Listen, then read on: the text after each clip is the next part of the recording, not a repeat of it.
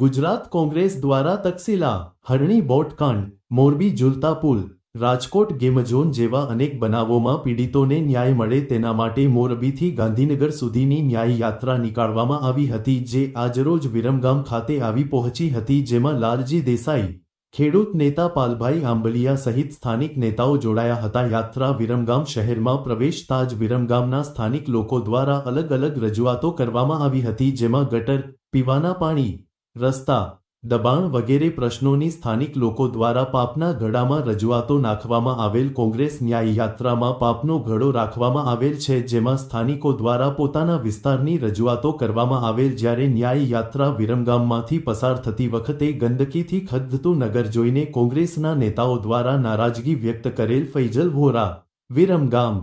એક બાજુ ગંદકી છે, બીજી બાજુ ગરીબ સામાન્ય માણસો, અહીંયા કોઈ બધા કોઈ કોર્પોરેટની દુકાનો નથી, સામાન્ય માણસોની દુકાનો છે। વર્ષોથી, પેઢીઓથી આ અધિકાર ભારતીય જનતા પાર્ટીના નેતાઓને કે એમને કોણે આપ્યો કે આ વિરમગામ એમના બાપનું છે કે વિરમગામના વર્ષોથી સદીઓથી રહેતા પરિવારની દુકાનો એ પાડી દેવાની વાત કરે। 800 લોકોને નોટિસ, શરમ આવી જોઈએ। રોજગારી જૂટવાનું જે કામ કરી રહી છે એના સામેની તો લડાઈ છે।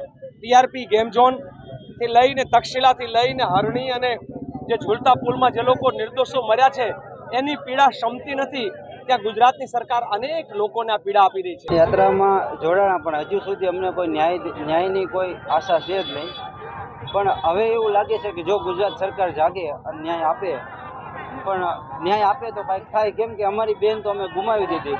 એનો આજે 78મો કે 80મો દિવસ છે, પણ સરકાર હજી જાગતી નથી।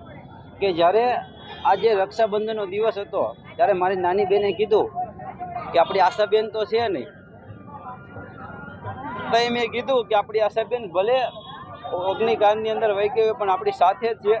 મારી બેન બહુ રડી, પણ શું કરીએ અમે, તમારી બેનને તો અમે હોમી દીધી અગ્નિકાંડની અંદર, અને સરકાર ન્યાય દેતી જ નથી।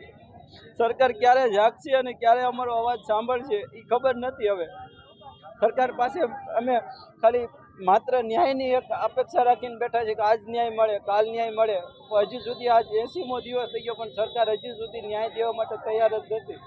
તો એવી તો અમારી શું માંગણી છે સરકાર પાસે, એ અમારી માંગણી નથી સ્વીકારતી।